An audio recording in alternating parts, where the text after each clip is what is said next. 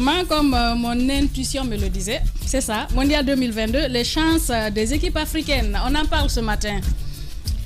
Oui, on parle des chances de mondialistes africains ou africains mondialistes, selon l'expression qui convient aux auditeurs et téléspectateurs.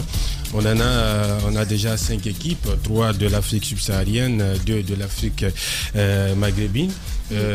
Vous avez quelques-unes qui font déjà sensation, notamment le Maroc qui a récolté 4 points hier, qui a fait tomber le géant belge de son piédestal, classé 2e sur le ranking FIFA, en s'imposant. Le Maroc a offert une belle prestation hier. Très belle, une prestation très aboutie. Cette équipe belge est vieille, hein, elle est très vieille.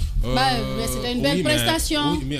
Comparativement aux Marocains, cette équipe belge elle est vieille. Hein. Ça va. Après, c'est un sans faute. Quand vous accrochez, vous réussissez à accrocher la Croatie en ouverture et puis vous faites. D'ailleurs, il y a eu une émeute à Bruxelles hier. Après la défaite. Oui, c'est une performance majuscule qu'il faut souligner.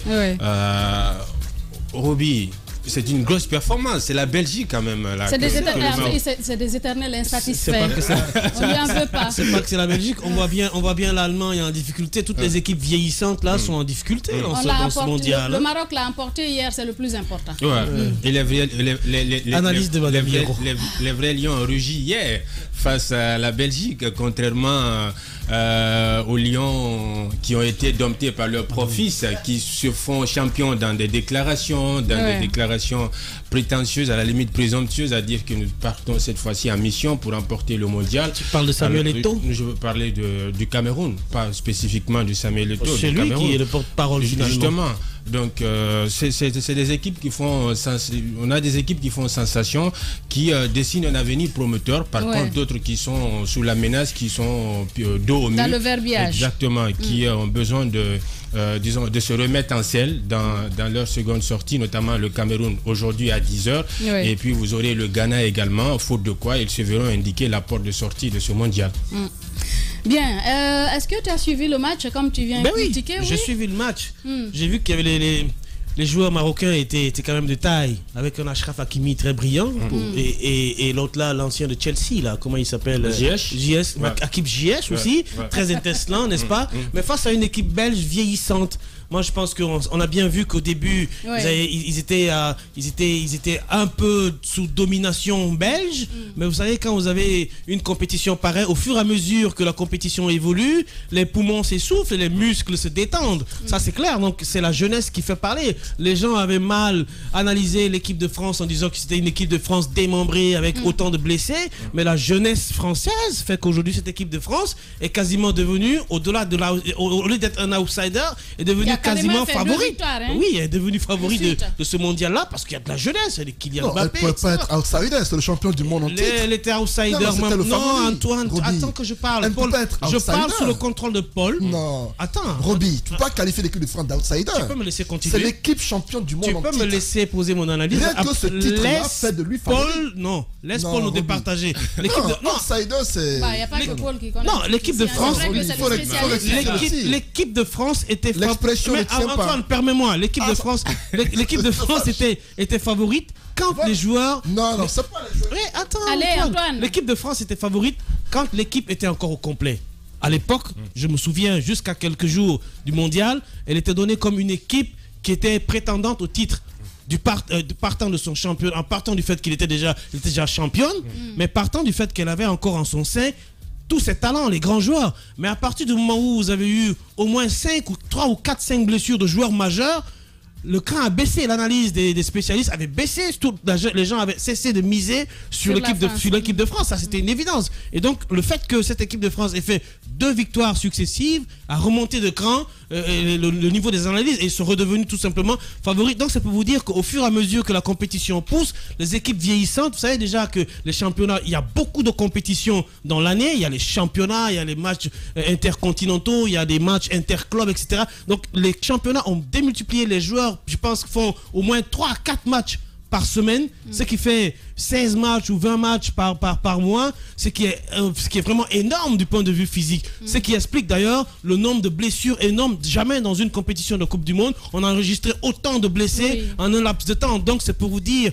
Antoine, que le rythme, beaucoup d'énergie, que le rythme fait que les vieux ne tiennent plus. Et donc toutes les équipes qui sont vieillissantes, au fur et à mesure que la compétition pousse, elles tombent. Elle s'essouffle carrément. Absolument. C'est la fin de cycle de certaines équipes dans ce mondial.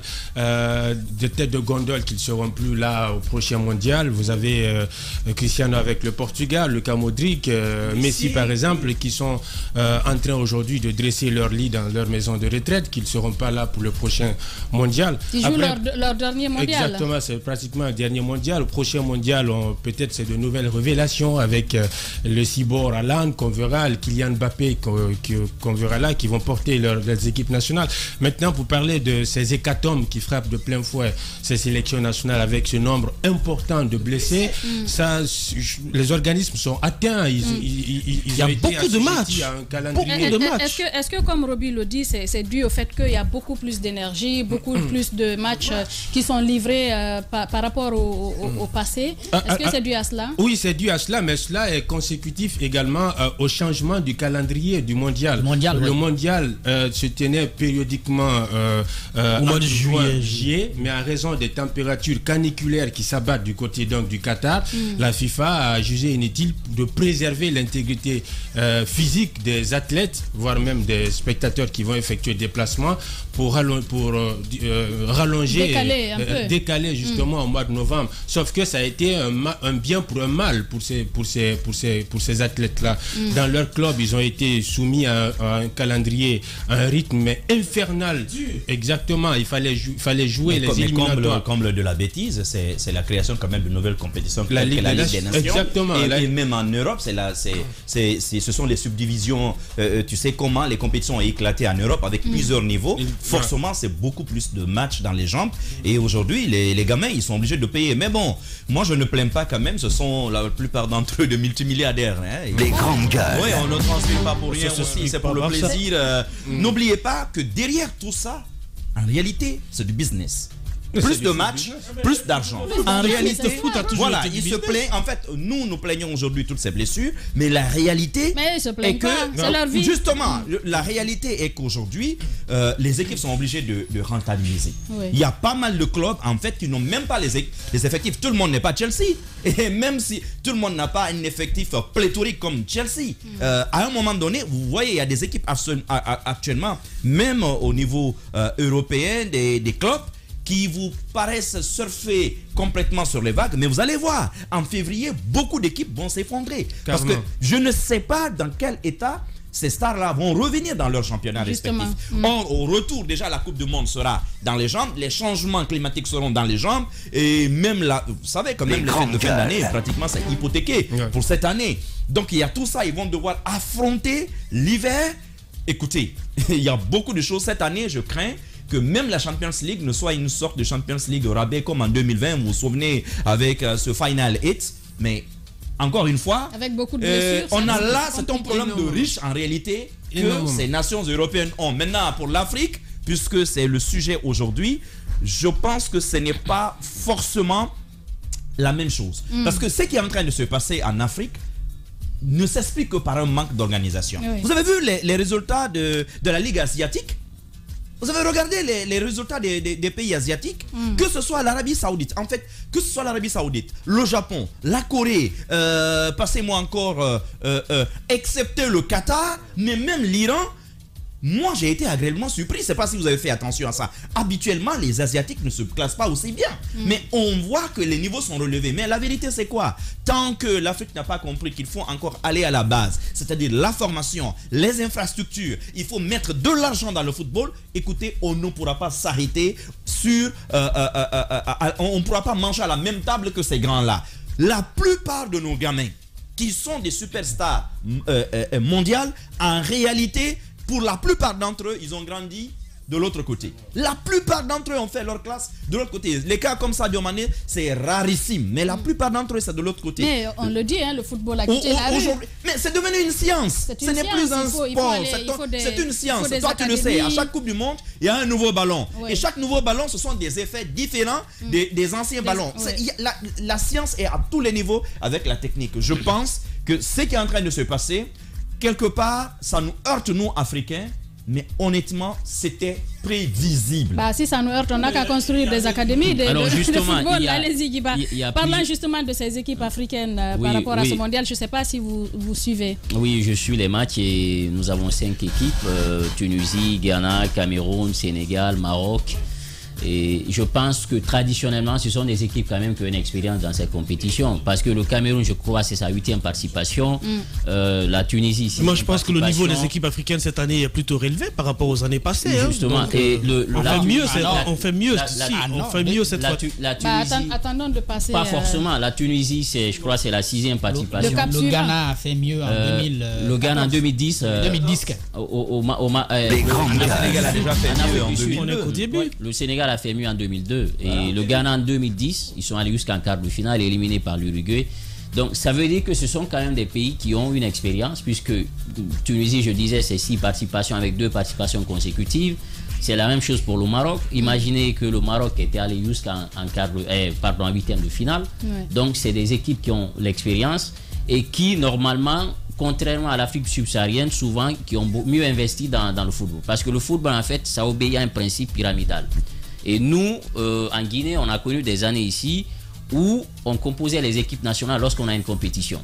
Donc, on commençait par la toiture et pour revenir vers le bas. Alors que le football, vous commencez par la base. C'est comme une maison. Vous commencez par la base, ensuite vous montez les murs, vous montez les murs et les toitures. Donc, ça veut dire que vous commencez d'abord par le football à la base, vous faites des détections, vous créez des académies de football.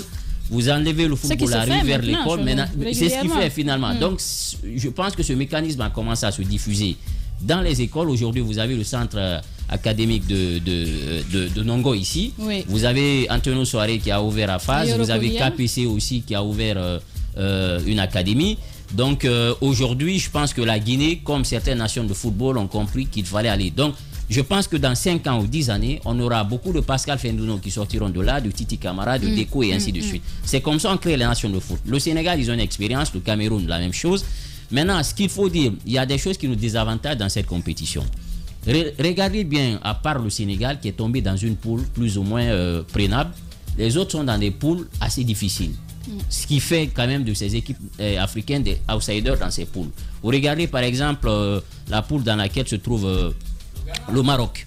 Le Maroc avec Croatie, avec la Belgique. Même si la chance, on dit que Croatie c'est une équipe vieillissante. Bah, c'est pas aussi terrible. Oui, mais oui, Croatie quand même, une équipe qui est allée jusqu'en finale, je crois. Voilà. En 2018, elle est finaliste. Voilà, ce sont des équipes qui ont des compétitions assez importantes dans la Coupe du Monde. Donc, ils se retrouvent dans des poules. Ce sont des poules assez relevées dans lesquelles les équipes africaines, malheureusement pour nous, mais heureusement pour les autres nations de football européennes, ils se sont retrouvés dans ces poules-là, à part le Sénégal. Donc ça veut dire que ça nous désavantage un peu. Et l'autre, oui, bon, je te comprends, c'est pas faux. Je finis. Ça nous avantage. Pourquoi? Oui, mais il y a un classement mondial de la FIFA à chaque mois, justement, et les tirages au sort aussi, les tirages en tiennent compte. Donc si on se classe mal, c'est normal qu'on se retrouve parfois avec des gros. Je suis d'accord avec vous. Voilà. Je n'ai pas de problème avec, disons, ce calcul-là. C'est comme ça se fait. Mais sauf que sur le terrain. Mais la Belgique est deuxième. Il faut jouer les matchs. La Belgique matée par le Maroc est deuxième de ce classement. On les joue, mais n'oubliez pas que j'ai commencé par ça, l'investissement. Et donc, je pense qu'aujourd'hui, se retrouver dans ces poules, beaucoup d'observateurs ont dit oui, ce n'est pas fait contre nous.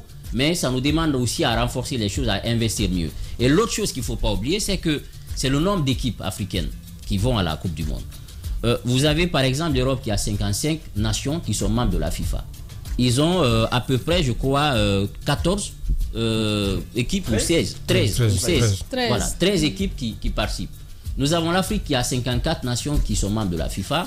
On n'a que 5 places. Et ça, c'est à commencer en 98, parce qu'avant 98, on n'avait que 3 places.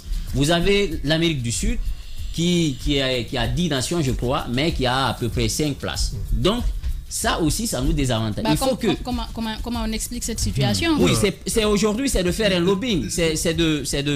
La FIFA n'avantage pas quelqu'un au détriment d'un autre, non? Justement, en plus, la FIFA ne voit pas les fédérations africaines comme des partenaires. La FIFA nous voit comme des éternels assistés. Oui. C'est cela, en fait, la perception de la FIFA. Comme des éternels assistés. Voilà. La FIFA nous voit comme des éternels assistés, des gens qui ne vivent que des fonds qui viennent de la FIFA et de la CAF. Et ce qui fait aujourd'hui que notre incurie, notre incapacité à gérer nos propres problèmes à l'interne, ce qui fait aujourd'hui que la FIFA ne s'en fiche pas mal. Vous avez vu la Guinée est un bel exemple, le fameux protocole de Rabat, par exemple, qui a porté Patrice Motsepe à la tête de la CAF, mais c'est un véritable déni de démocratie du football africain aux yeux au-dessus des grands acteurs du football. Ça, je pense que c'est un paradigme qu'il faudra changer. Maintenant, par rapport aux investissements, je suis d'accord avec Djiba. Aujourd'hui, le Sénégal, qu'on appelle affectueusement la petite France, pratiquement tous les clubs qui évoluent au Sénégal sont devenus, avec le temps et avec des investissements, des auxiliaires des clubs français. Absolument. Vous avez Djambar, vous avez Dakar Sacré-Cœur, vous avez Génération Foot. Et le Sénégal, parmi les 5 nations africaines, c'est le pays qui a plus de joueurs ayant été formés au pays avant de s'exporter en Europe. Plus de 12 joueurs, à commencer par Sadio Mané, à commencer par Crépin Diatta. C'est le pays qui a plus de joueurs africains. Ils échouent moins au test de l'autre côté. Et ils échouent moins au test de l'autre côté. Moi, je pense que pour la première sortie des équipes africaines, elles ont beaucoup plus été omnibulées et n'ont pas pu supporter cette surcharge de pression et d'émotion qu'elles avaient dans leur première sortie. Dans la deuxième sortie, on les a vus beaucoup plus libérés face à leurs adversaires. Sénégal, par exemple, justement, face au Sénégal. Jusqu'à la 80e minute, le Sénégal avait le point du nul du bout des doigts et puis l'ange gardien de Chelsea, l'ange du paradis comme on l'appelle du côté du Sénégal, Edouard Mendy s'est rendu coupable de telle maladresse, ce qui pourrait s'expliquer par ce manque de confiance et d'estime de soi qu'il a perdu. Sinon tu peux être en disgrâce dans ton club, tu peux être en disgrâce dans ton club, mais il n'y a pas de meilleur moyen de t'aider à te remettre en selle que de t'appeler en sélection et puis de t'aligner aussi dans les buts dans une compétition aussi importante que la Coupe du Monde. C'est ce qu'on appelle en matière de football un traitement par rédemption. Tu es en difficulté dans ton club, mais je te fais appel, je t'aligne pour faire tes preuves. Et c'est ce qu'il a réussi contre le Qatar, même si moi je n'ai pas jubilé, parce que le Qatar, c'est quand même le Qatar. C'est pas... Est-ce que tu as vu cette équipe avec notre vieux Valencia? Je ne vends pas cher la peau des lions. Parce que si cette équipe, elle est reconduite de cette même manière, moi j'ai très peur, croyez-moi, pour le Sénégal. Parce que j'ai l'impression qu'elle est plus difficile à jouer que même l'équipe de Hollande. J'ai très peur parce que j'ai vu une telle complémentarité, une telle, comment on l'appelle chez nous, la niaque, cette hargne de gagner. Écoutez, je pense que les Lions, ils doivent faire preuve de beaucoup de ruse face à ces gens-là. Je pense que le coaching va beaucoup compter. Parce qu'avec ces gars, il ne suffira pas de courir. Et puis, curieusement, on a les mêmes, je ne sais pas si tu as remarqué, pratiquement les mêmes caractéristiques que cette équipe d'Équateur. Je ne sais pas si vous avez remarqué, athlétique et tout. Je pense que ce n'est pas là-dessus. Ça risque d'être un match qui va se jouer sur des détails. Or, l'équipe du Sénégal que j'ai vue, elle est parfois très brouillonne. Parfois, elle est joueuse, mais elle est très brouillonne vers la finition. Et ça, dans une telle compétition, vous pouvez payer cash. Oui, pour terminer, je voulais dire deux choses.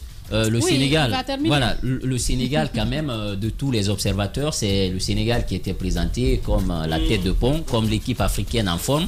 On regarde juste les statistiques, elle a eu la Coupe d'Afrique des Nations, son parcours et tout ça, donc on l'a présenté quand même comme cette équipe qui était beaucoup plus privilégiée par rapport aux autres, même si les Lions de l'Atlas, crée quand même la différence avec cette victoire contre la Belgique. Hier, il y avait même de la tension en Belgique à cause de cela, parce que pour eux c'est dégradant de voir des équipes africaines les battre.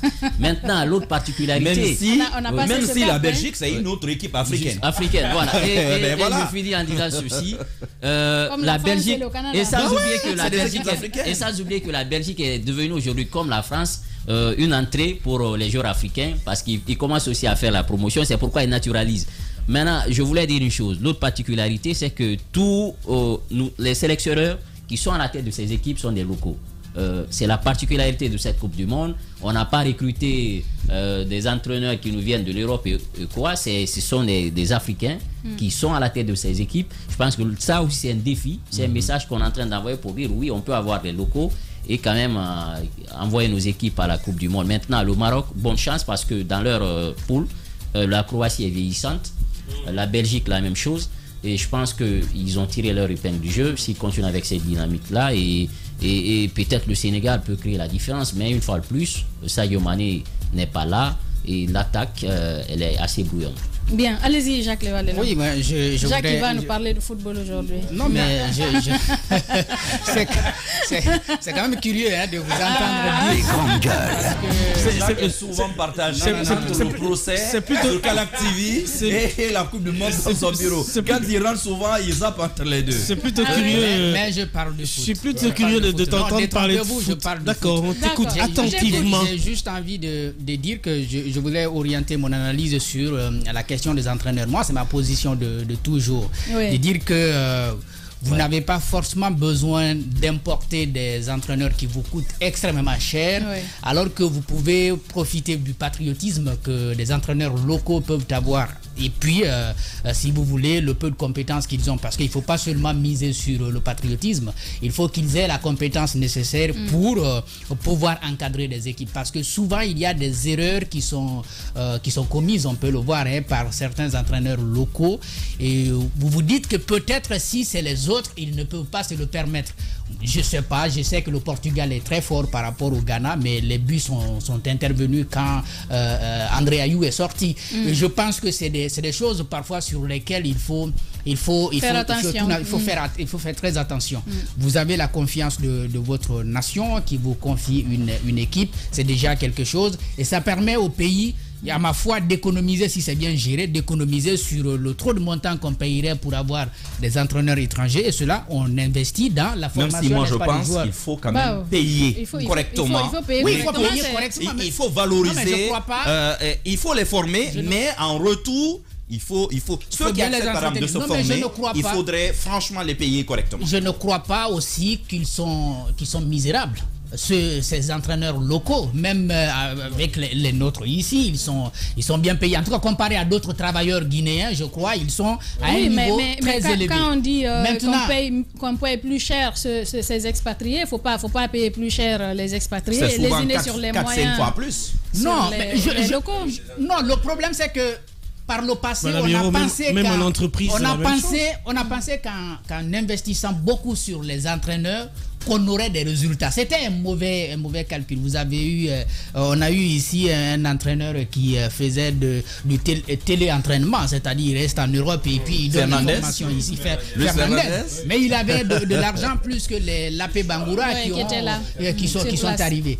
Je ne dis pas qu'il ne faut rien donner aux entraîneurs. En Afrique, les entraîneurs sont plus payés que même les joueurs. Oui, Kaba non plus n'est pas la même. Lui, au moins, il vient souvent. Oui.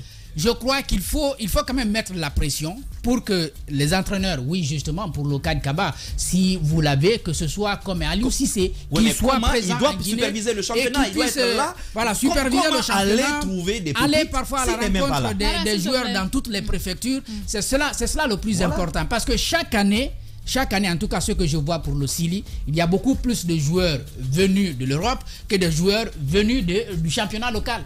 Pourtant, nous avons un championnat local. dont on vante quand même les succès ces derniers temps, avec le Oroya qui a un niveau africain aujourd'hui. On peut trouver à l'intérieur quelques joueurs qui peuvent participer. Mais on n'a pas encore cette chance. On continue à importer alors que les résultats ne sont pas là. Je pense qu'il faut davantage travailler sur cette question. Les entraîneurs, de l'investissement orienté vers la formation, je crois que ça pourrait aider et ne pas se presser, parce que moi je ne rêve pas trop avec ce mondial. On va faire sensation, mais on ne dépassera pas les 8e de finale. Je ne crois pas trop. Pessimiste. Allez-y. Oui, votre micro est fermé, Paul. C'est vrai qu'on n'est pas encore à l'heure du bilan des nations africaines. C'est un bilan à mi-parcours. Déjà, après la première journée, le bilan a été catastrophique. 5 sorties, 2 buts. Il y a eu 5 matchs pratiquement des équipes africaines. Il n'y a que le Ghana qui a marqué 2 buts, mais qui a perdu. Et chez nous, le constat que je fais, à la fin des matchs, on dit toujours on a bien joué et les autres ont gagné. Généralement, chez nous, on est plus émotif. On mise moins sur l'objectivité. Ça fait que parfois, les jugements qu'on apporte n'ont pas assez de... manquent parfois de ténacité. Je me dis, il faudrait que nous misions plus sur le concret. Lorsqu'on joue au football, c'est pour gagner et non pour bien jouer. Une équipe peut mal jouer, mais quand elle gagne, c'est l'essentiel. On a vu l'Argentine de Messi. Je suis certes fan de Messi, mais cette équipe-là, elle ne m'impressionne pas. Elle ne joue pas bien du tout. Mais elle a gagné 2-0. Donc, quand le match finit, la question que l'on pose, c'est qui a gagné, qui a remporté les 3 points. Ce n'est pas qui a bien joué ou qui a, qu'on appelle, qui a eu le plus de, qui a fait plus de, qu'on appelle, de dribbles dans le match. C'est pas ce qui importe. Mais chez nous, c'est ce qui est parfois le cas. Il faut qu'on dépasse un peu. Parlons toujours des équipes africaines, surtout celles noires. J'ai quand même vu Samuel Eto'o avec le Cameroun. Eto'o qui fait plus dans du matu vu que dans... Même si Eto'o qui fait des annonces, on va pour jouer 7 matchs, la coupe c'est pour nous et tout cela, il semble ne pas...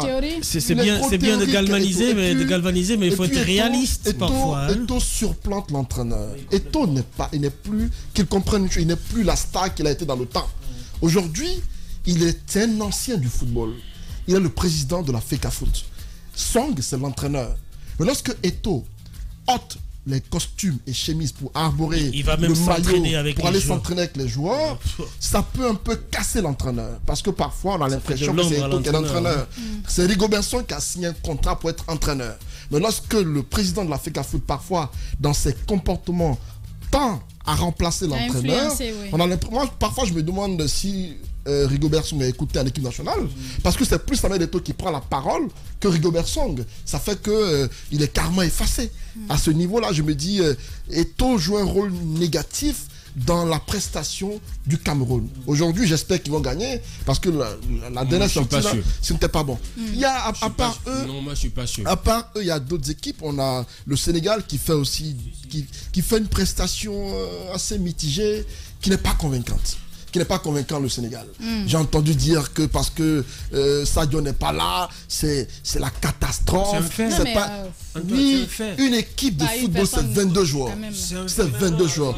Attendez, vous ne pouvez pas aller à un mondial. Non, mais il y a des leaders. Non, mais attendez, à cause d'un seul joueur. Non, il faut qu'on évite cela. Lorsqu'on va à une compétition, qu'on se mette à l'esprit que tout peut arriver. Lorsqu'on perd un joueur, qu'on ne dise pas que c'est fini. Pour moi, lorsqu'on fait appel à 22 joueurs, c'est parce que ces 22-là peuvent quelque chose. Mais si à cause d'un seul joueur, le mental est déjà touché, et qu'on se dit qu'on ne peut rien faire sans lui, c'est compliqué. Le Sénégal a joué des matchs sans Sadio Mané qui sont sortis. Donc à ce niveau-là, il faut qu'on soit réaliste.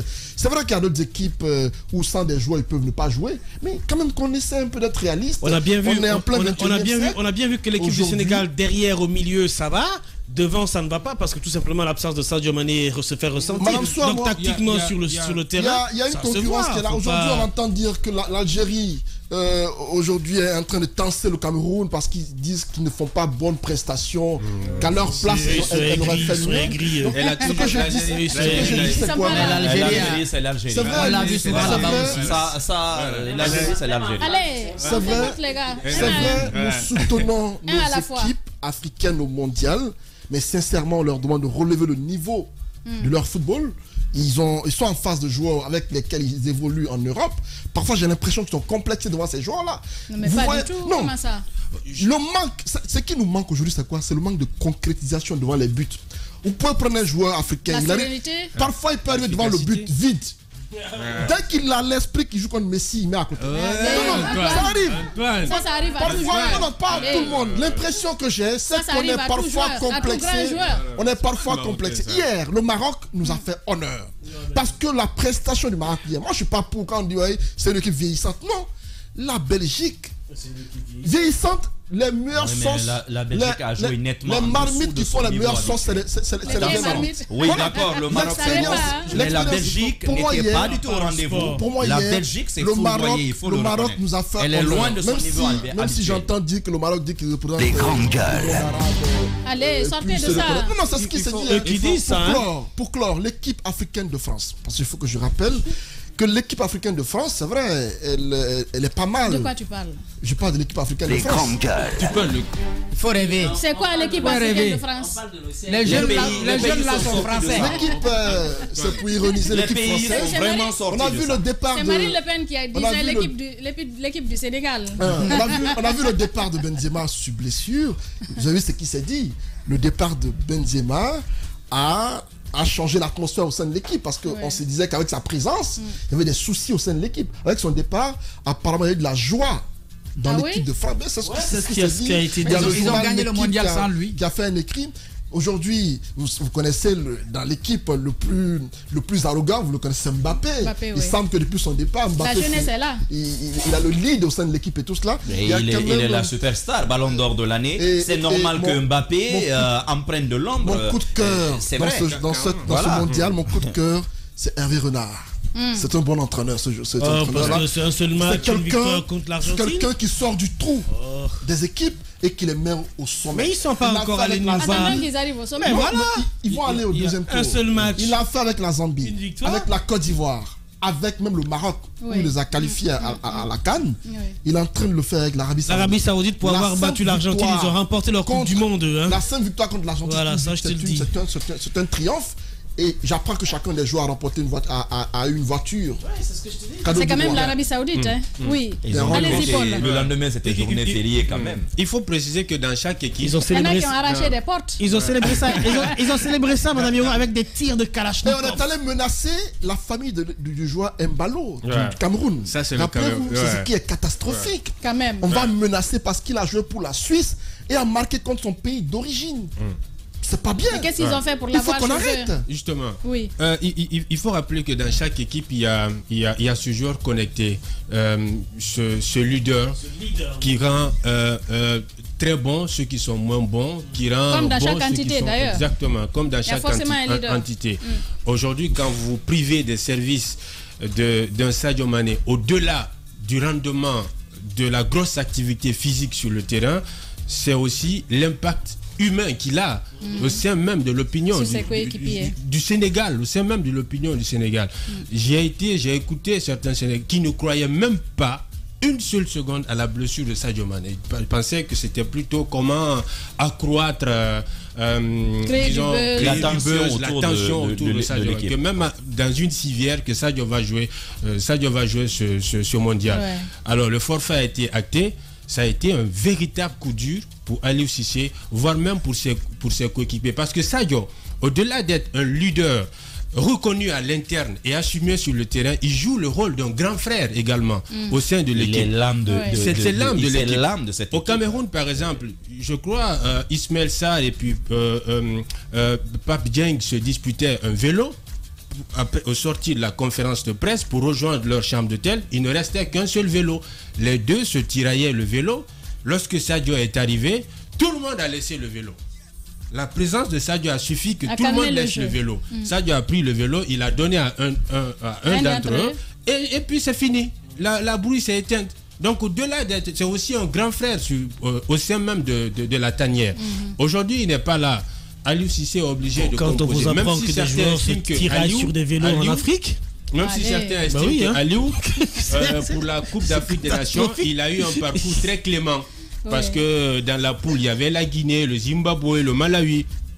Et en quart de finale, il y a eu le Cap-Vert, il y a eu la Guinée équatoriale. Donc, ils estiment que Aliou n'a pas eu une grosse concurrence en Coupe d'Afrique, mis à part celle qu'il a rencontrée. Mais l'Algérie, quand même, par 2 fois en deux compètes. Oui. Ça a été chaud, hein, avec l'Algérie. Oui, ça a été chaud. Et aujourd'hui, même avoir le Sénégal jouer, je suis d'accord avec Mohamed Mara, c'est un tout petit peu brouillon. On aurait dit une équipe qui se cherche, une équipe qui a en perte de repère dans cette Coupe d'Afrique, dans cette Coupe du Monde plutôt, Qatar 2022. Moi, dans cette équipe, dans ce mondial-là, je peux parier, miser une pierre sur toutes les équipes sauf le Cameroun. Parce que le Cameroun, c'est une équipe qui peut être bien sur le terrain, mais qui va se laisser perturber par des facteurs exogènes qui vont venir plomber l'atmosphère. Heureusement que cette année, on n'a pas entendu qu'ils n'ont pas eu de prix, mais qu'il n'y a pas eu de kérosène aussi dans l'avion. Ce qui s'est passé, ou ce qui se passe présentement au QG du Cameroun, Djadia, alors les tractations seraient en cours pour limoger Rigobert Song. C'est Samuel Eto'o lui-même qui sera en train de prendre cette décision-là. De l'éjecter? Oui, de l'éjecter, parce que tout simplement, il ne comprend pas comment Samuel Eto'o est venu demander pardon, Rigobert Song est venu demander pardon à Samuel Eto'o, plaider à la faveur de son ancien chargé de mission.